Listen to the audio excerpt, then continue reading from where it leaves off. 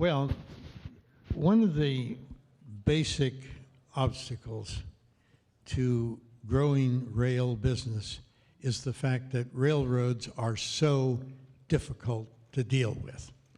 And most shippers have a simple question: where is my car? They'd like to know.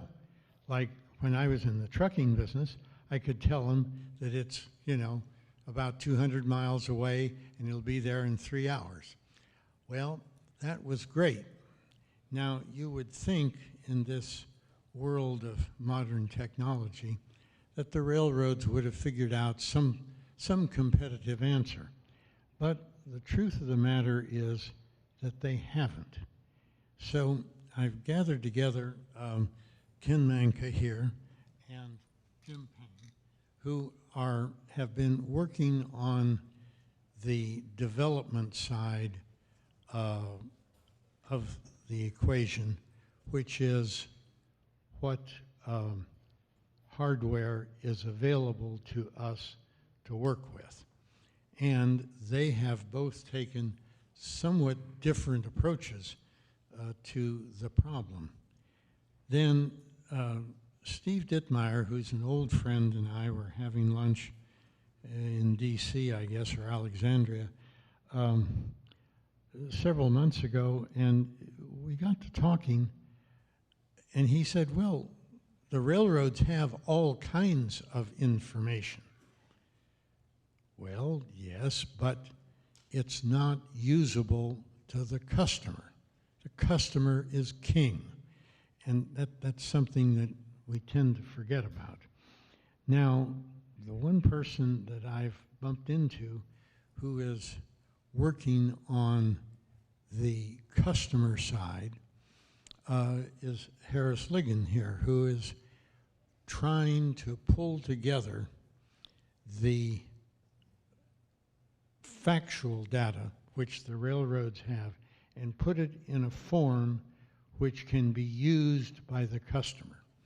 So I think, just starting with Ken, Ken spoke to us last year and told us about some of the things that you were doing. We'd like to hear updates, and then similarly, we'd like to hear from your side what has developed. And then Steve will talk about the fundamental problem that we have all of this data, but we don't have any way to access it. And then Harris is going to talk to us about how he's tackling the problem of digesting the data that we have available and making it accessible to the customer. Because the customer is king. We keep forgetting that in the railroad business. The customer is king. So why don't you start, Ken, and yeah.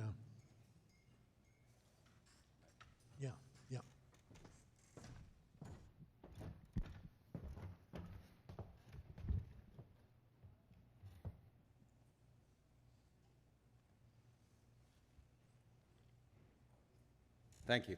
Good afternoon. I'm Ken Mannka. I'm from Nexxiot. We're centered here in Frisco. I'm EVP of Operations for North America and South America. I'd like to talk to you about the strategic digitalization pioneering real-time visibility in rail. Last year, I brought a bunch of devices and showed you what they looked like and how they worked and talked through a show-and-tell situation. But now I want to tell you what we've been doing since. So in the last 2 years, we've got over 1 million assets equipped worldwide. We've traveled over 5.9 billion miles on those equipped assets. Our specialty is anything non-powered, so that's your rail cars that we're here to talk about today, and intermodal containers. So we've had 165 million triggered events. When you say, what's the customer know, the customer has direct access to that data now. It doesn't go through a clearinghouse. It goes straight into a web portal, through our cloud, through advanced analytics, and straight to the customer to close that knowledge gap between what he thinks happens and what actually happens. We have 70 million geofence entries and exits that give you real-time alerts and data for your shipments so you know exactly what's going on. To your point, Carl, we can tell you when it's 200 miles away, 3 hours from your terminal.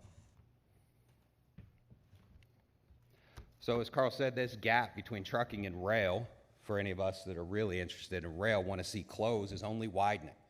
If you look at that gap from 1997 to 2023, and if you continue to draw that data out, it gets worse. You got 8.9 times the tonnage moving to truck that used to move by rail. And that gap continues to get worse. And when you talk about why, and you ask the customer why he's going with truck, they'll tell you they lack visibility, they lack transparency in their shipment, and they lack good information. Therefore, it affects their supply chain, and it affects their planning and what they're going to do on a daily basis. So now, with those over 1 million assets equipped, we can give you a visual display, we can export reports, we can tell you if your car is loaded, if it's empty, where exactly it is, what the speed, and even the weather that that car is traveling under. We can tell you with the sensor packages that we offer if it's loaded, if it's empty, if the doors are open, if the hatches are open. We can tell you if the handbrake's on and the car is moving. So we can give you the insights that protect not only the physical rail asset, but the cargo that's inside of it. And to make it even better is this year, we introduced our version of ChatGPT called Scope AI, and you can now talk to our platform and spit out the reports that you want. So some of the sensors, like I said, we have are the load empty sensor. We all know that through RailPulse, that Jim and I are both heavily invested in, that on average, the real-time data is over 2.5 days faster on a load empty event. So when you want to spin your cars, you want to increase your cycle times, 2.5 days matters. That's 2.5 days earlier you get your load or you get your empty back. We have the vector sensor that we introduced last year that'll tell you that that car's moving with a handbrake on, which creates flat spots on the wheels, damages the rail, breaks the rail, and eventually a line shut down because the handbrake was left on. Seems pretty simple to a railroader. You follow the rules, the handbrake's never left on, but we all know what happens, and therefore it impacts the supply chain and you receiving your shipment at the end of the day. Some of the geofence alerts I told you we have, so now you know these are 2 yards in Chicago that are that close apart. When you say your car's entered Chicago, is it in your serving yard or is it in the wrong serving yard? You've called your workforce in, you're going to deliver projects, you've got truck drivers, forklift operators, and labor forces, and it's in the wrong yard and has no physical way, because once it's on the wrong rail, it's on the wrong rail. It can't get to you. So now you know exactly where that car is. You're not required to call the railroad to get that information that's just going to tell you it's in Chicago. You're going to know it's in your serving yard. Some of the things that you're able to do now to increase that transparency and visibility to get clients to come back to rail. To use rail is the most efficient method of transportation, and let's face it, for hazmat, the safest way.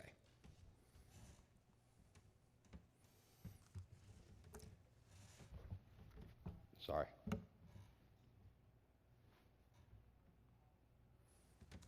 So when we talk about geofences, this is a real-life case that got captured by accident, where that car is moving. It's left the warehouse, and the boxcar door is open. How much of that product is going to fall out? Is it being stolen? How much will be damaged? In 2021, there were $129 million in freight claims due to damaged products. I know when you get your car, you expect it to be in the condition that's usable and in full quantity. Think of the departments that are associated with freight claims and damages when now that car is less than a mile from the facility and you already know the door's open. Stop the car, shut the door, secure the load, and then get your product in the shape and the condition you expect. If you look real close up here, you can see there's a geofence within a geofence, so you know that car is still on spot being loaded, or it's in queue to be loaded. And then you know when it's left the facility. This is the kind of information that the shippers are looking for to bring freight back to rail, to take that visibility and transparency and provide it to the customers so that they want to move by rail and not by truck. So we all know the evil word East Palestine and what happened there and the money it cost and the damage. Now with the new sensors, and we announced this year a partnership with a company called 3C for wheel and bearing on asset level monitoring. We'd have immediate notification that car bearing never catches on fire, the train never derails, and none of that damage ever occurs. Real-time monitoring of our assets improve the utilization and the safety through all the communities which we live in.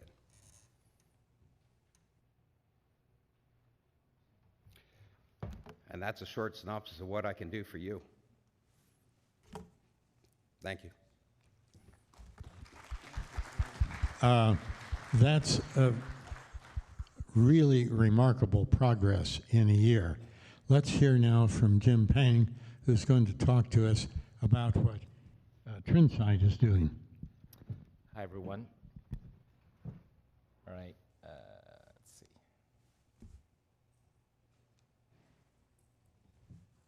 Thank you.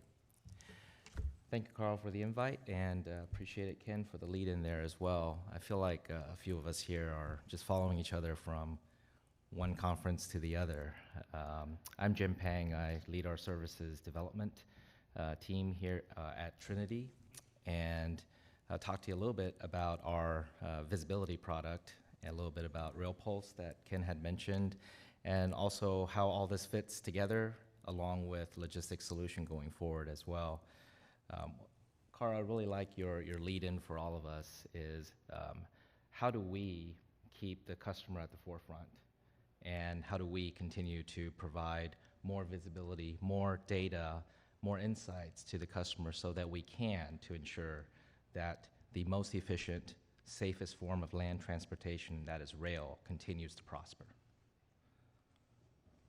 So just a little bit about, I think, the theme that you're going to hear from me, and you've heard from Ken, and you'll probably continue to hear from others, is I think our mission here collectively is how do we make rail easier to use?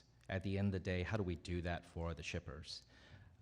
Trinity, our story is we've been long time in the railcar maintenance, railcar production, and the railcar leasing space. And about 3 to 4 years ago, we started to look at the services with the asset itself. So to move from just asset core into the use of the assets. So we started a few different things, one of which is to first start a services group to focus in on shipper services. That's when Trinity was born, was working with customers. How do we connect our assets, our lease fleet, which is the largest in North America, so that we can start giving shippers more real-time information? We then co-founded RailPulse together with 4 other members, and today it's grown to 10 members. And the mission of RailPulse here we'll chat about in the next slide. But then we also got on the mission of part of what was mentioned is how do we have the customers have a more integrated experience, an easier experience in using rail? Well, to be able to provide an end-to-end solution would be nice. And so we started to acquire a couple companies, one of which is a yard management software company. Another is a logistics solution company, RSI, that's been in the rail logistics space for about 40 years. And so with these acquisitions, we added more logistics capabilities for the sake of the shippers, because at the end of the day, they can come to us for a multitude of services and not having to have multiple handoffs. And that is the mission, and that is the goal, and that's what we're going to continue to march towards logistics solutions for the customers, because at the end of the day, we want to bring more shares back to rail, and we think one of the ways to do it is to make it easier for the shippers to choose rail. So at a real high cut here, just some of the things that we do today. I think I started with what we did, right? What we did was railcar production, railcar maintenance, and railcar leasing. As you can see, we've added to our service menu here so that customers, when they come to us, it's not just about an asset anymore. It's about what else can we do for them, starting from terminal transload, loading, unloading of product, to the visibility of tracking the shipments, of course, and also the data that is produced from it. Trinity today has data access to about 430,000 rail cars that's operating in North America. That's about 1 in 3 carload that's moving out there we have visibility to. And we feel like we owe it to the shipping community to provide visibility and logistics services by harnessing the power of that analytics and with the data. So that's also many of the things that we do today. What's also unique with what we offer is there is a physical component in touching rail cars as well. Sure, there's the visibility dashboard that we would like to use, and we do offer from a digital space perspective, but rail is still an outdoor sport, right? So something happens, and you still need someone to physically touch the rail car. And so that is one of the many things that we provide: shops, mobile repair units, and inspection services, where we can go out and make sure that we address the service interruption and keep the car moving. So I promised to talk a little bit about RailPulse, which we're a proud co-founder of. As you can see on the left side, there's RailPulse, and a little bit about what we do as well with RailPulse on the right-hand side. Some people ask, what is RailPulse, and what is the difference between Trinity's Trinsight product with RailPulse? I think of RailPulse simplistically is RailPulse was formed so that they can evangelize more visibility, transparency in the form of telematics for the rail shippers, for the rail community. And one of the ways to do that is to be agnostic and approach the different suppliers in this space, such as Nexxiot, and be able to start standardizing how the data format is transmitted, and then also be able to work with the rail shipping community so that the data could be then disseminated out as well. So that is RailPulse. And where Trinsight fits for Trinity, and I think we are the one of many. I think this space, we all need to work together. And so one of the ways to think about that is we're one of many integrators of technology for our rail shippers out there. So what we do is we adopt the RailPulse protocols and we bake it into our API so we can transmit information with the shippers, communicate both out and in on where their latest rail shipment status is. And then what we can also do, what you see here, is a few more lines, a few more objects. What you can see is we also understand there's change management involved, meaning it's not like customers are going to go out there and get their entire fleet outfitted in one instance. So there is a process in which they do that. So as we know, RFID technology came about over 30 years ago, and frankly, it still has a space, it still has its purpose, and it has served us well. And so the event reporting and other things that come along with RFID is also something that we put into our integrated data source. So we bring the data source from RFID, which is the traditional way of reporting train and car events, along with the telemetry that comes along with it as well, put it together, and so customers can have a transitional period as well to look at their traditional fleet and looking at the more smarter fleet, if you will, with the telemetry and GPS that's included. So this is just a screen snapshot of what we can provide with a one-stop shop today. You have your visibility management on the left. As I said, there's plenty of space in rail for all of us to innovate and and serve our shipping community. On the left-hand side, like Ken mentioned earlier with Nexxiot, there are different ways to display data, and so you can see that there's the geofence capability, there's the availability to display different sensory information there as well.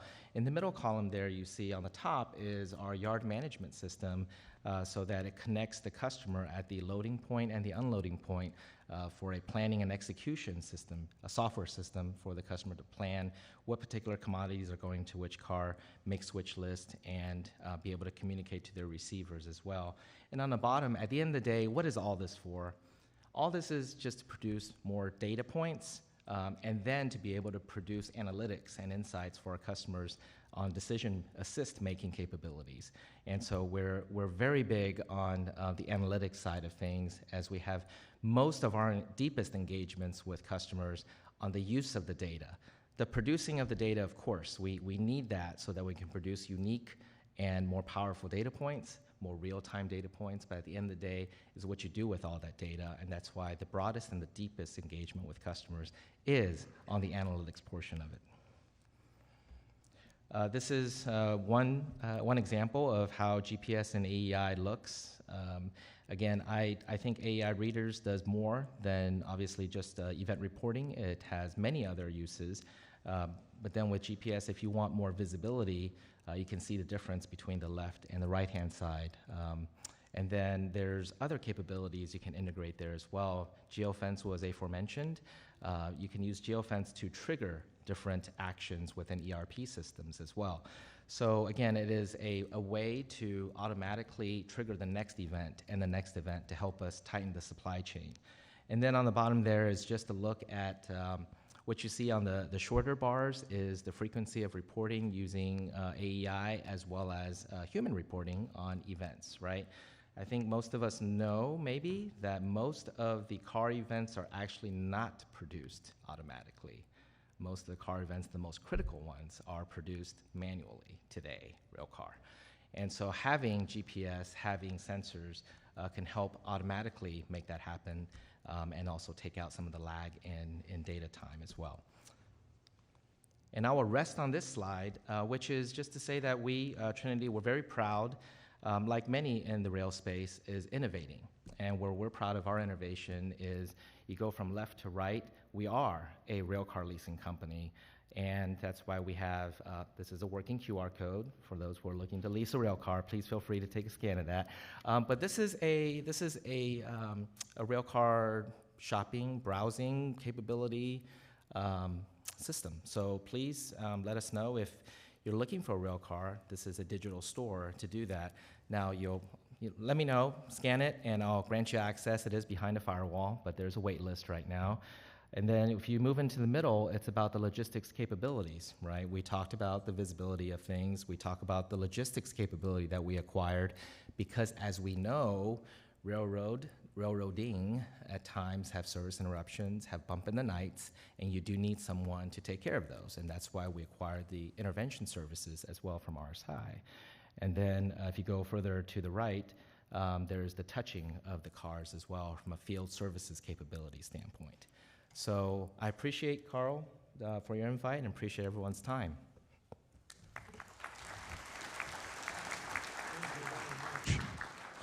Steve is going to talk more globally about what this means to the industry as a whole.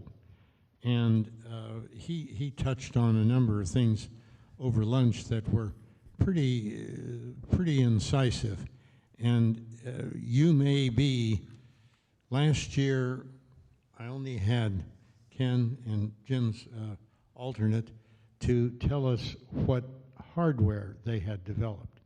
They've taken a huge leap in taking that hardware and making it into a live, living piece of information that the shipper can use. But we still do not have universality. So Steve, take it away. Okay. Thank you, Carl. I'm pleased to be with you all today. Railroad managers need to know certain things about freight cars. One is where they were in the past. They need that for billing and analysis and payments. But railroads have been expert at this for decades. They always know and pull together the records of where cars were in the past. So that's not an issue. The other thing is where cars are now. And not just in general now between two cities, but where in real time, in precise location and speed, a freight car is moving. And that's important, because we'll see in a moment why that's important, but it also, real-time information enables railroads to make better forecasts of where freight cars will be at times in the future, okay? So past, present, and future, those are the requirements for freight car data. And what the shippers want to know, as Carl said, they want to know where their shipments are and what they're doing. Are they sitting in a yard? Are they moving in a line haul freight train? Are they on a local delivery train,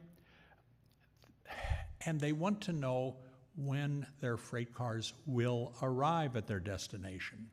And also, too, if a railroad has disruptive event occurring, there are several types that occur, they want to know the revised arrival time schedule.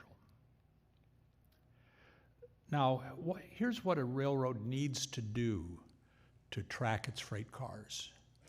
It needs to integrate several pieces of information coming from different sources. It needs to integrate car identification, car location information, work order reporting system data, data from other operating data system databases, freight car scheduling, and accessibility to data. I'm going to talk a little more about each of those. Automatic equipment identification.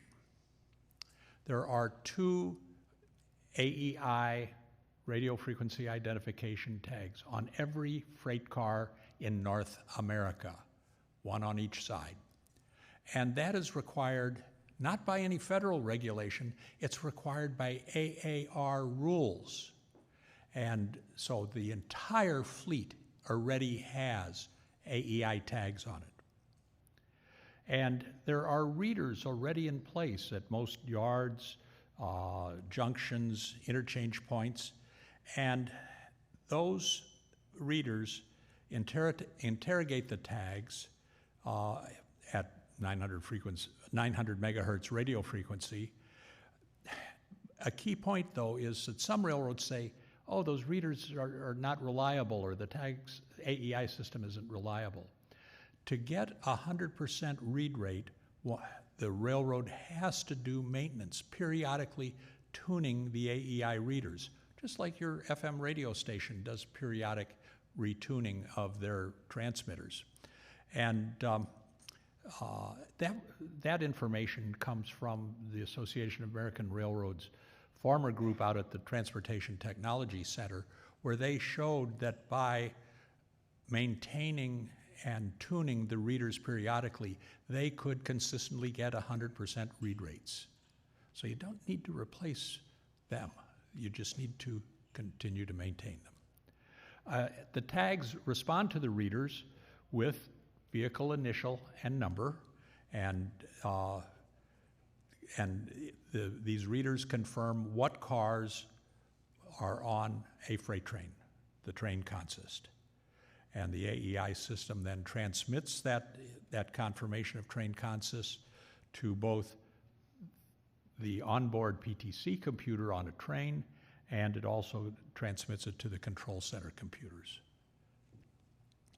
There's an AEI tag on the left, again, 2 on every car, 2 on every locomotive.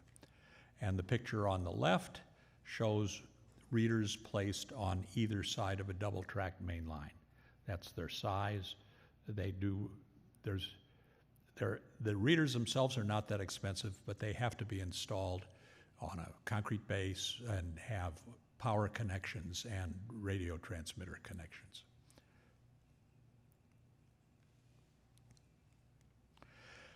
This picture shows a train consist as displayed in a locomotive cab. This picture was taken 40 years ago during Burlington Northern's 5-year test and demonstration program of the Aries PTC system that was developed with Rockwell International.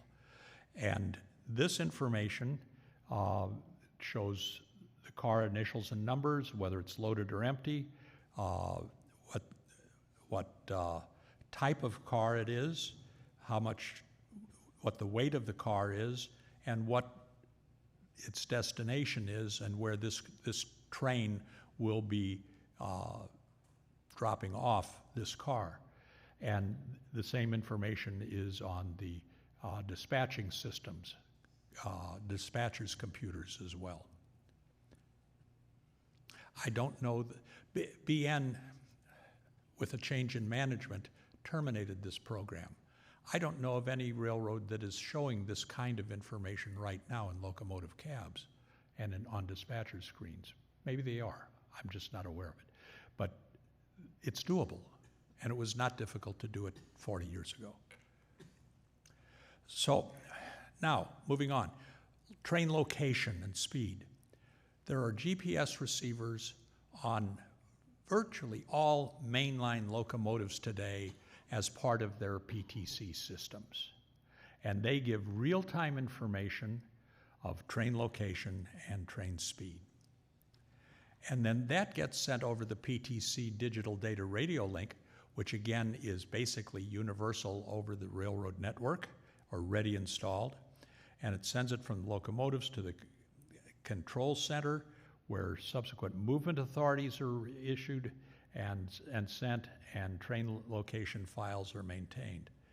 The movement authorities are sent over the same digital data radio network from the control center to the locomotives, and the train acknowledges receipt of these movement authorities, and the PTC computer enforces speed limits and limits of movement authorities. Work order reporting systems. This is important to keep track of where cars are. Instructions are sent from the control center to train crews on the cab display to where cars are to be set out and picked up, both loaded and empty freight cars.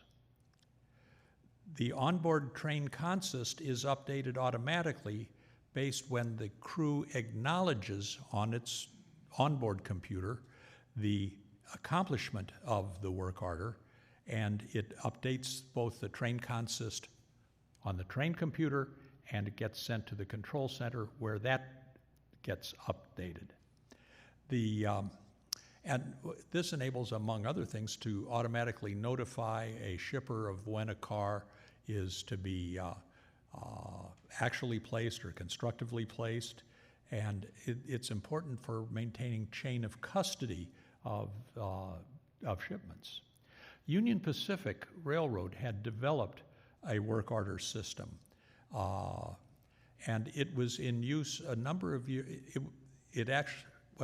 It was in use a number of years after their big mergers, but they had trouble keeping trains on schedule, and I don't know whether or not this system is still operational. Perhaps a Union Pacific representative will be able to tell us whether their work order reporting system is still functioning.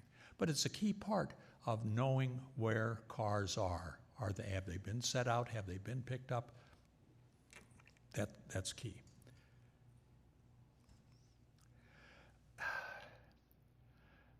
The railroad, every railroad has multiple databases in their operating data system, and they need to be integrated. A train location database, a train consist database, the database from information from the work order reporting systems, a waybill database. Whenever a car movement is acknowledged, the yard office prepares a waybill, and the waybill database contains, it's for every car that moves, and has initial and numbers, origin, destination, contents, estimated weight, hazardous materials or not, and so on. Finally, then there's the UMLR file, Uniform Machine Language Equipment Registered, and it's maintained by the AAR's RailInc unit, and that database lists every freight car, its initials and numbers, what kind of a car it is, its length, width, tare weight, and number of axles. And that gets automatically improved, amended as new cars are added to the fleet by each railroad, and they are required to submit that to RailInc to keep that database together. But when these databases are integrated, lo and behold, you can precisely locate every car on the railroad and every shipment on the railroad.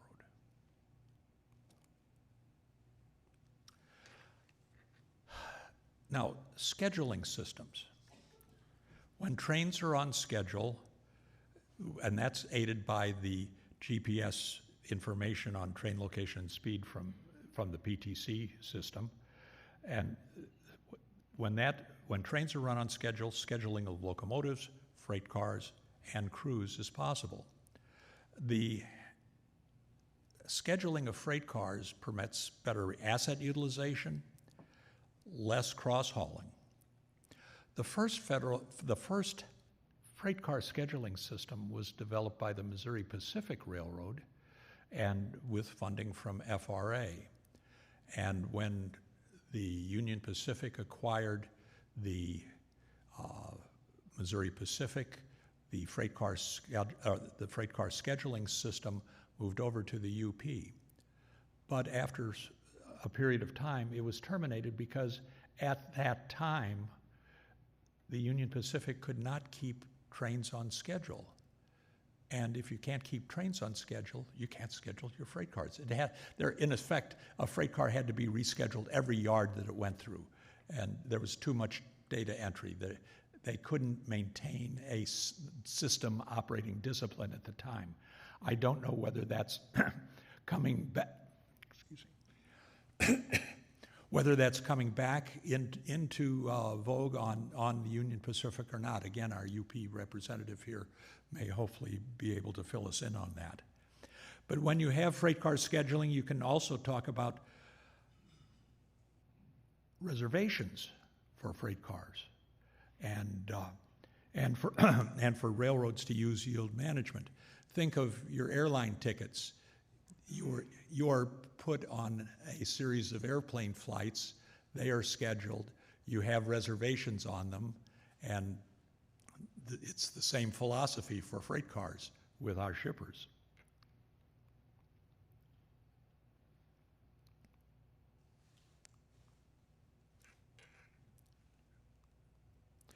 Finally, the important thing that Carl made the point is accessibility to data.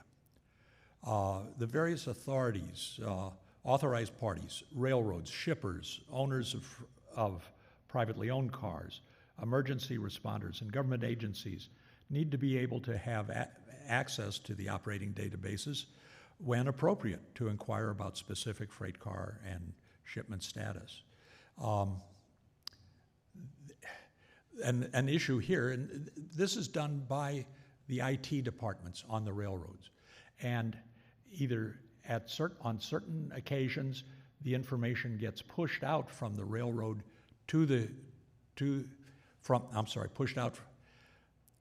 the railroad to the customers and other parties, and sometimes those other parties have to be able to access the database with appropriate code words and other cybersecurity controls to have access to that data. A big user of integrated systems is the Defense Department, and here's what their Chief Information Officer says: integrated systems, while clearly complex, can actually be described quite simply, and that is, it is all about ensuring timely and accurate information gets to where it's needed, when it's needed, and to those who need it most.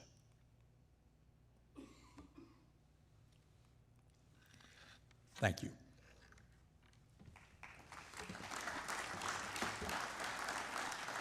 That's a good overview of the complexity of the problem.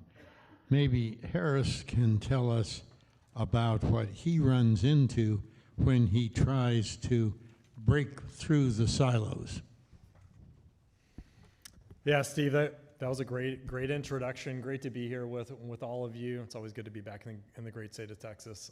My name's Harris Ligon. I'm the founder and CEO of a small company by the name of Telegraph. We make software for freight railroads in order to empower them to work more effectively with shippers, leasing companies, 3PLs, and terminals. I'm a big fan of the state of Texas. Just quick show of hands. Who in the room can tell me the hometown of Waylon Jennings? Okay, we've got a few. I'll take one, please. Littlefield. While we're doing a quick Q&A session, how many of you went to more than one grocery store this weekend to actually do some food shopping?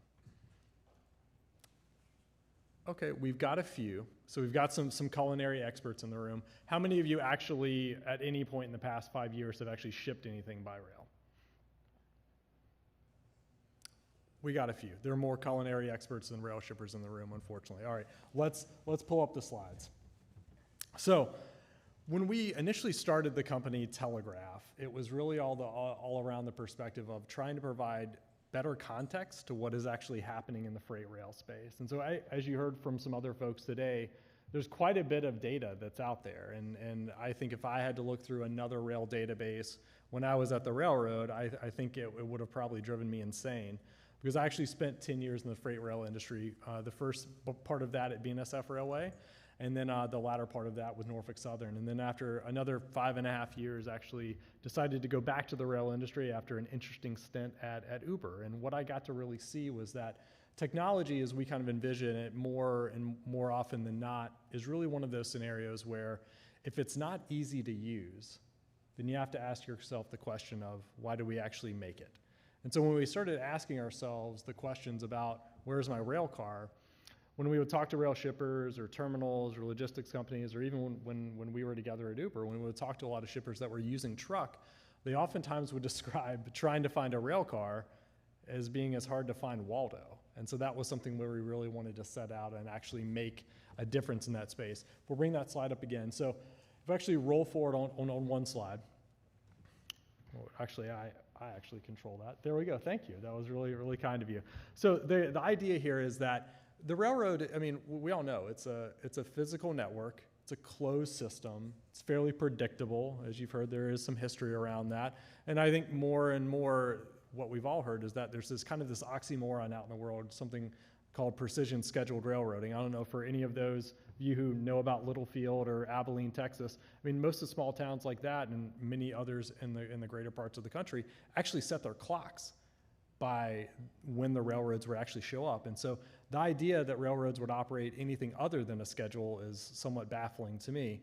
But when you have a closed network, when you know where the trains are at, and when you have the technology to show you where the rail cars are, trying to answer that question in 2024 with the technology that is available today is not exactly an easy thing to do. So Telegraph exists to provide context and make it actually easier to find your rail cars. And then as a point of that, what we actually found was there are a lot of various rail data points that are out there. Anybody in today's room can actually tell you where your rail car is at. That's a really good point. It's a really good, valuable piece of information.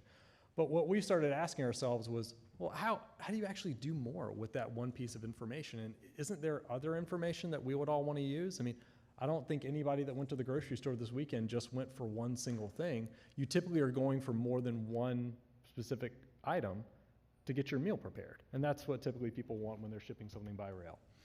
So many people can tell you that it arrived at destination, but what we found is that the more advanced shippers, the folks that are running large operations, they actually need more information. And maybe that's what's the weather if they're running a cold storage shipment, or what's the delay been on the lumber shipment that's coming out of East Texas.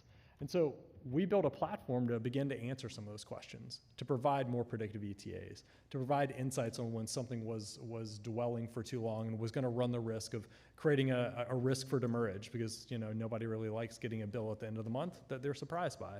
And so what we started really doing, and as a part of that, is seeing the rail ecosystem as being more than just a single data point. Folks, I think any of us sitting in the room today, you don't log online and do your shopping in multiple places. Typically, you're going to go to one website, you're going to find your price, you're going to make your decision, you're going to book your shipment. You may track your shipment depending on how many of those you actually like to watch packages show up at your doorstep. You're going to want to understand how that shipment performed relative to other shipments, and then you're finally going to need to be able to pay for it. And so starting to ask those questions really led us to designing a company and a software platform that could do all 5 of those things. That's the value chain. That's the way that consumers want to interact with most things in the world. Why would rail shippers or terminal operating systems need to be any different? So when we started asking that question around where's the rail car, we started hearing other questions like, wait, why is my car delayed? Is it gonna incur demurrage? hey, is the destination overbooked? Are there too many rail cars that are going to be flowing in to Houston, or do we need to slow some things down? Folks would want to understand questions like, is my product in good order? And so what we began to find is that single bit of information about where your rail car is ineffective at answering all of these other questions. And so that was really kind of the genesis of us building our software platform out. Because railroads are effectively complex beasts. Railroading is a full contact outdoor sport, but that doesn't mean the data lives outdoors. It's oftentimes brought inside, which means typically you're gonna have multiple different data silos. We heard a lot about rail databases in the prior presentation. Jim did a great job of talking about how he is thinking about aggregating and integrating that information. And Ken, we heard, is really kind of at the forefront of bringing another entire data set into the ecosystem. The challenge with that is like I've said, you don't go to multiple grocery stores, you don't go to multiple websites. You want all of that information fundamentally in a place where you can do your pricing, your booking, your tracking, and your execution all in one place. We also heard there's a lot of frustration around unpredictability within the rail ecosystem. Again, closed network fundamentally should be relatively easy to predict, but the challenge with that is, much like air travel is becoming a little more complicated these days with weather patterns or things happening, or sometimes, unfortunately, a door blowing out in the middle of flight, it's really hard to predict actually what's going on. But as you get increasingly larger access to larger data sets, you need a technology structure that actually makes that usable for you. So if I walked in today and told you I was going to give you unparalleled access to the Costco warehouse, it sounds really cool. But if you've only got a Porsche coupe to go pick up the stuff with, and that's all you can take, not really that helpful for you. So we're designing a software platform that makes it useful and easy for the folks to run their rail businesses in the way that they want to run them. And then finally, I don't know about you, but I think we've heard enough about rate hikes and inflation and all of the things that are going on in the kind of the broader macro environment. Nobody in this room thinks that they spend a small amount of money to ship something by rail. Typically, on average, you can save about 30 to 40% shipping by rail versus truck, but that doesn't mean those rail bills are actually any smaller than you would expect them to be. So one of the big challenges about not knowing where your rail car is oftentimes means you don't know how much you're going to pay at the end of the month. And so that was really what we were aiming to solve. And so Telegraph is really a system that's designed to take those disparate data points, break down those data silos, and provide actionable information for folks to be able to make better decision or give them better decision intelligence for which to decide how they want to operate their rail ecosystem. Oh man. Okay. All right. So I think I'm fighting with somebody behind the screen. So we do 6 things really well. We provide railcar visibility. But visibility in today's world is somewhat of a commodity, right? You have a GPS sensor, you have some RFID scanners, you put that together, you need to make some sense of it. That's one of the things where we are really, really pushing the industry to do. We focus in on making better decisions as a result of better analytics. You haven't heard me say a bunch of buzzwords today, but like AI or machine learning. I can guarantee you everybody on the stage is working on that today, including us. But I really care about giving you better opportunity to make better decisions. And we do that by driving different value down to different users through reporting or allowing them to book their shipments error-free, or we actually are integrated fully into some locomotive GPS systems and some onboard railcar telematic systems. So it's not that we are in a situation where we think we're doing anything necessarily better than anybody else on stage. We're just thinking about the problem from a very shipper-centric focus, and that's where we're going after today. So that's our overview. We exist to make it easier to do business with the freight rail industry.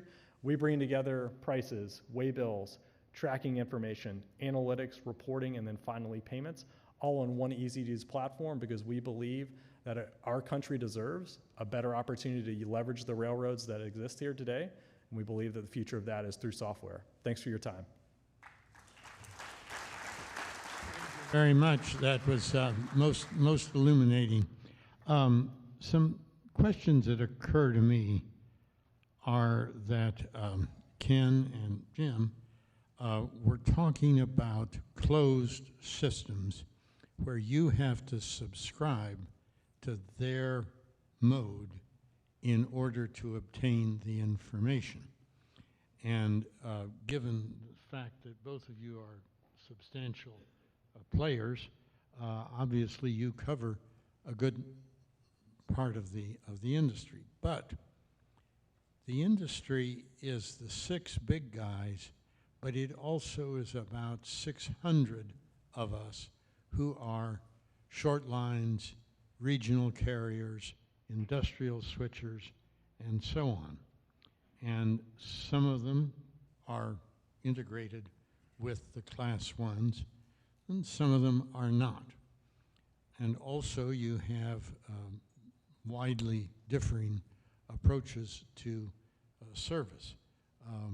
Characteristically, the smaller carriers will break their back to try to get a car to you immediately, whereas a larger railroad may say, we're going to look at who's the most important customer, and we will then deal with them first. So those are the challenges that we're running into. And this program, which I fight for every year, you've made tremendous progress. Believe me, tremendous progress. If you think about, if you look back at your comments a year ago, 2 years ago, 3 years ago, it's night and day. But we still have a long ways to go because the individual functions that some of you can provide are only to subscribers. What we have to have is some way, and Harris touched on this a little bit, some way of pulling all of the data into a common base so that shippers who are not necessarily linked to one of the big 6 can find what they need easily and online. The thing I run into over and over when I talk to shippers about why don't you use rail? You can save 30 or 40%. The answer is always railroads are so difficult to deal with. And railroads grew up as the dominant industry in the dominant mode of transportation. And old habits are hard to break. When you started out being able to demand that a shipper gives you specific bits of information, that's a whole lot different than looking at what we as an industry have to do. Yet, the future of the railroad industry, believe me, depends on this simple question: where is my car? And somehow you've got to figure out how to do this. And I would like each of you to comment on what you've heard from your colleagues and what you think you can do about it to integrate the data so that the customer has easy access to it and doesn't find the problem of dealing with a railroad to be disqualifying.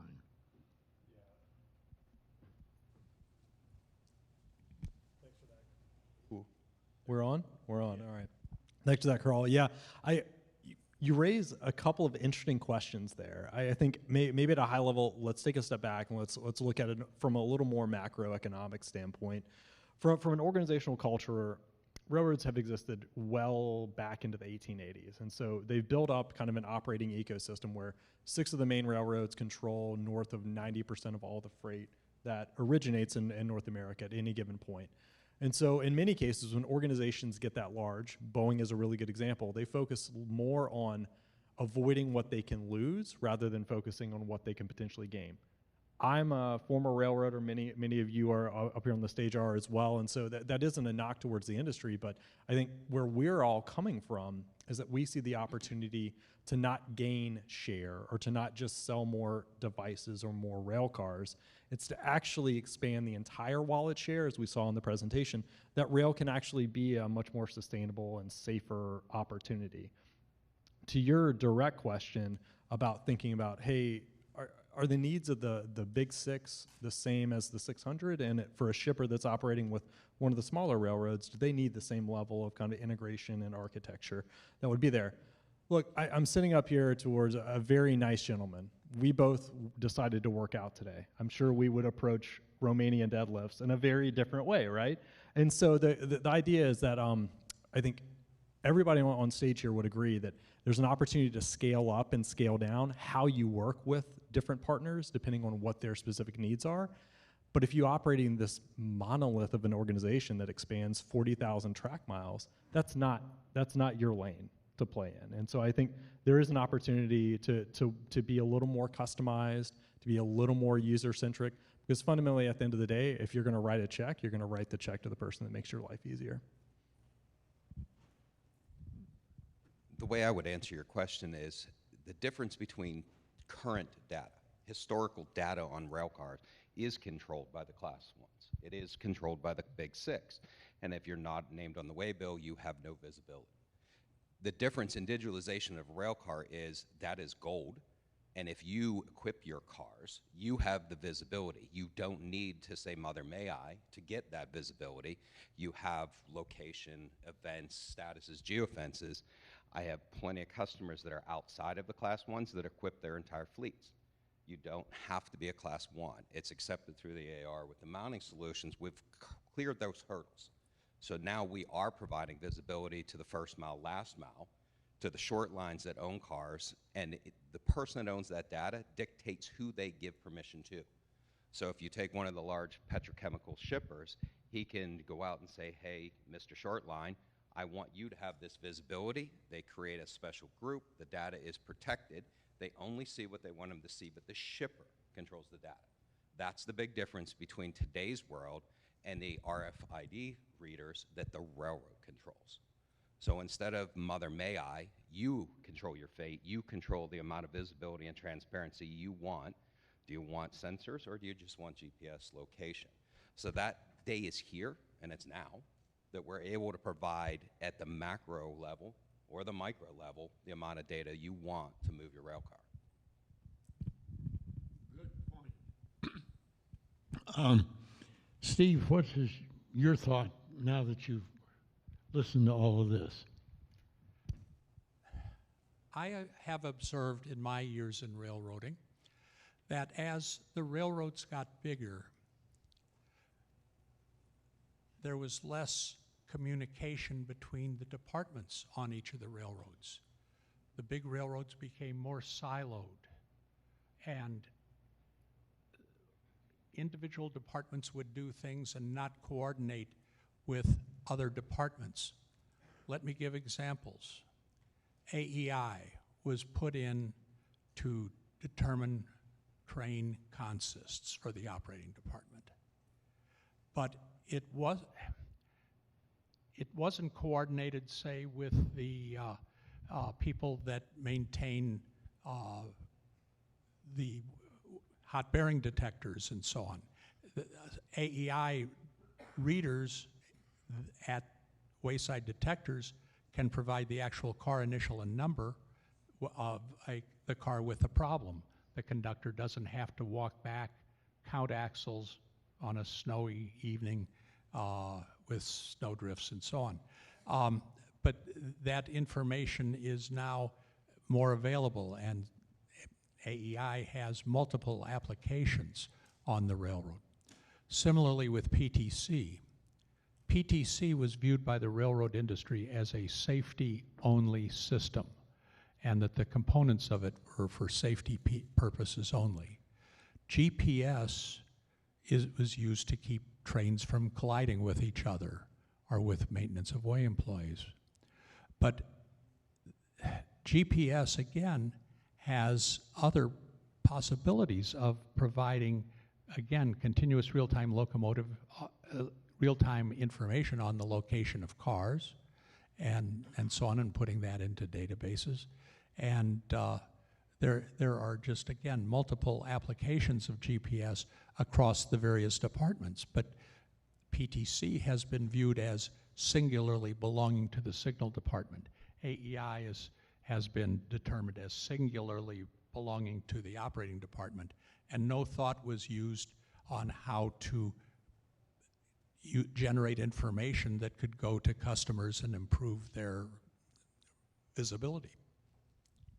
Good points.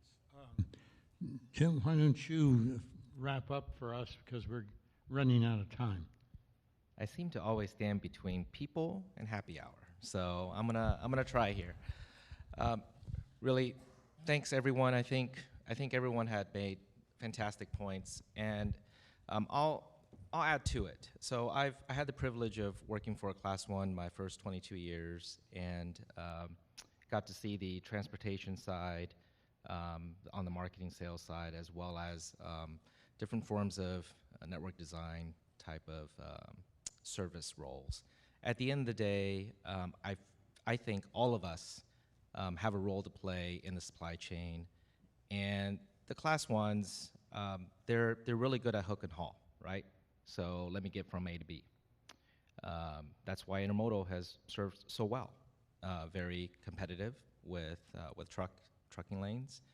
And I think carload, the ones that can get to unit trains, also has competed fairly well. When you get to singular carload network, the veininess of it and the bespokeness of the individual shipper behavior probably presents a little bit more challenge for a hook and haul type of operation. So as I think about how the Class 1s and the short lines, very, very important short lines that help interconnect, right, 30–40% of all the traffic touch short line, I think everyone has been doing the best in playing their role. And I think about companies like Trinity, who has traditionally played the role of providing assets, is also recognizing that we've got to play a more expansive role to try and continue to deepen that relationship with rail shippers. Because at the end of the day, it is, I say this a lot because I believe in it. ESG, who has heard of ESG? Yes? Oh, come on, guys. All right. I'm still standing in between you and happy hour. I think railroads have had ESG long before ESG was sexy. We knew ESG a long time ago, right? Because we know that moving any freight on rail is the safest and is the most cost-efficient way of doing things. And so what I'm hearing here about data, like Ken had said, the ability to create brand new data is gold, because traditionally it has been produced with RFID and with handheld event reportings. At the end of the day, how do you produce new data points? And that new data points give you more insights and the ability to get more frequent real-time information. What does that do for you? It should be able to help tighten supply chains, right, at the end of the day. So I do believe all of us have a role to play, and at the end of the day, we are all trying to provide more integration of data points so that it makes sense for all of us to leverage. Well, thank the panel very much for their illuminating discussion of the changes that have occurred in just 2 to 3 years. And think about the future. The future lies in being customer friendly. And I thank each of you for contributing to that and making us aware that the customer is king. Thank you.